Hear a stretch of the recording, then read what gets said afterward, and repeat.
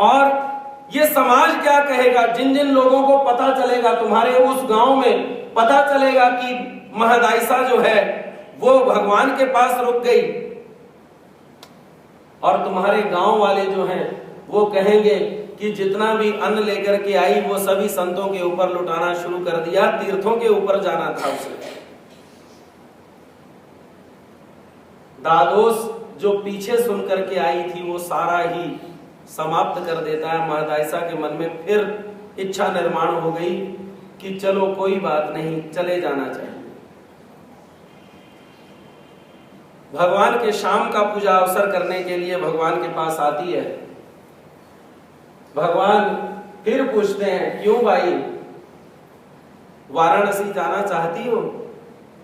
वो कहती, महाराज दादोस कहता है कि अब की बार चली जाओ। भगवान वहां पर अब कर्म चांडाल का दृष्टांत बतलाते हैं। भगवान कहते हैं कि कोई एक कर्म चांडाल, कर्म से चांडाल हुआ व्यक्ति, ब्राह्मण, जो कर्मों से ब्राह्मण नहीं है, वो क्या करता है कि वो एक छोटी जाति की लड़की से शादी कर लेता है और उसी के घर घर जवाई बन जाता है और शूद्र के ही कर्मों को करने लगता है, शूद्र जैसे कर्म करता है।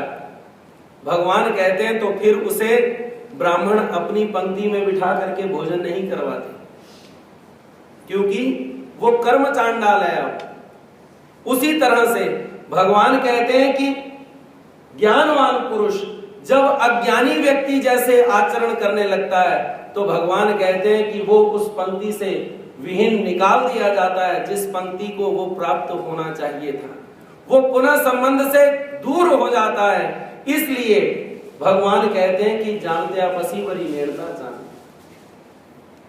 तुम्हारे को सारी बात का ज्ञान करवाया लेकिन फिर भी तुम्हारे दिमाग में नहीं आया।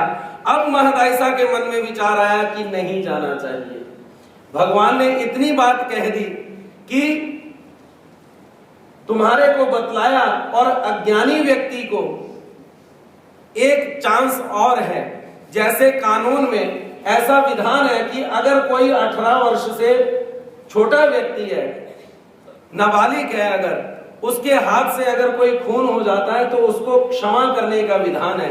लेकिन वही चीज जब बड़ा होकर के करता है तो क्या होता है कि वो क्षमा के योग्य नहीं होता।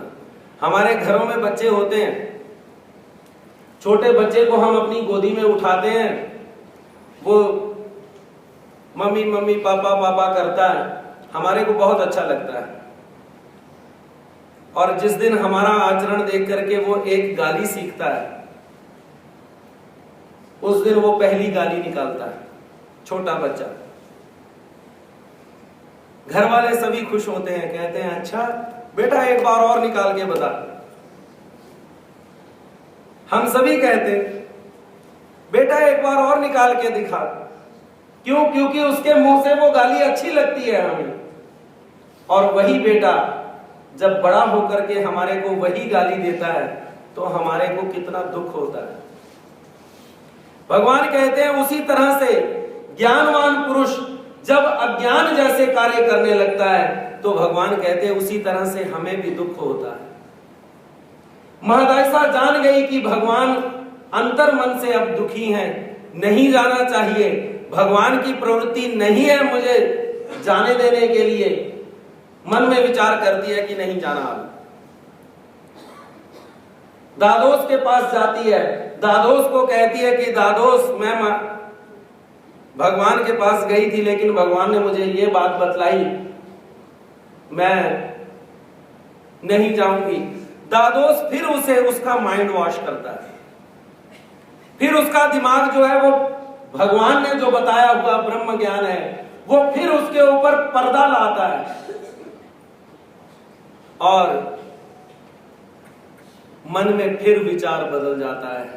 कहती है चलो एक बार जा आती हूं, क्योंकि एक बार तो भगवान माफ कर ही देंगे।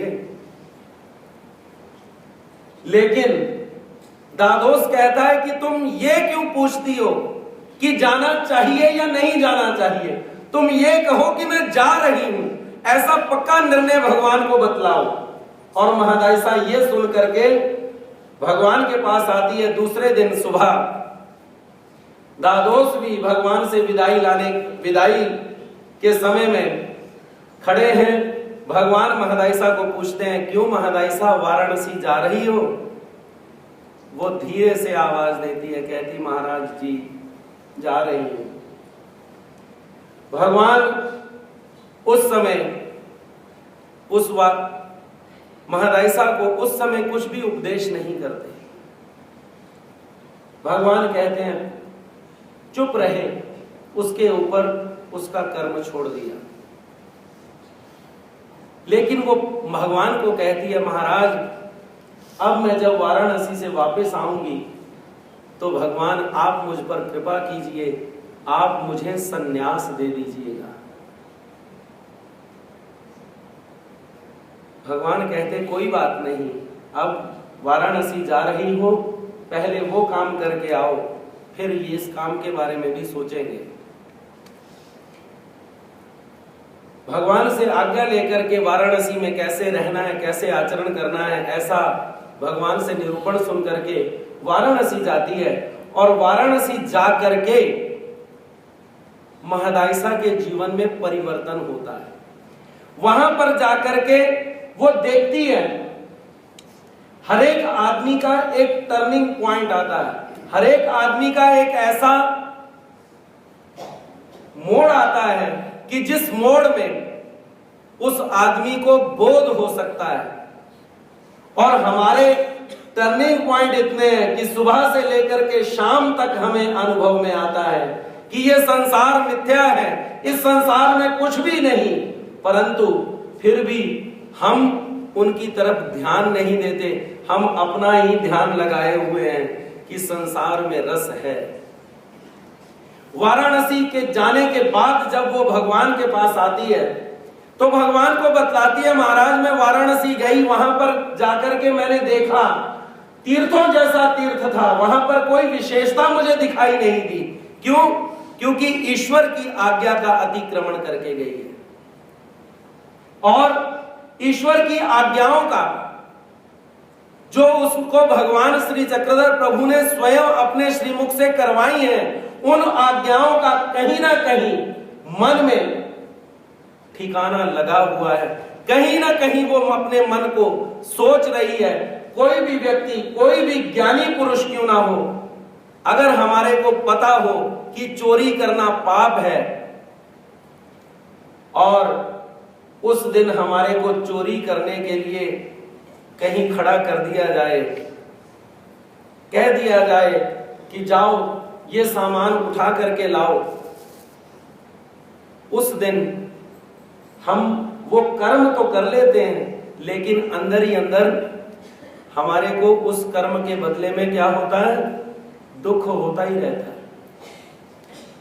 भारी मन से वो वाराणसी गई, यही कारण हुआ कि वो कहती है, महाराज मैंने देखा वहां पर कुछ भी विशेष नहीं था, अब महाराज मैं सबको तिलांजलि देकर के आई हूं, अब मैं सबके संकल्प छोड़ करके आई हूं।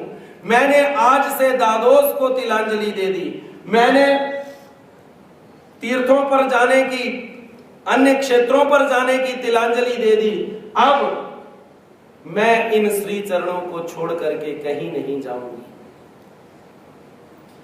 जैसे एक बच्चे का पोषण बाप तब तक करता है जब तक बच्चे को पूर्ण रूप से ज्ञान नहीं है, अभी तक तब तक बाप जो है वो अपने बेटे को पैसा देता है, कहता है कि ठीक है इसका पोषण करना है।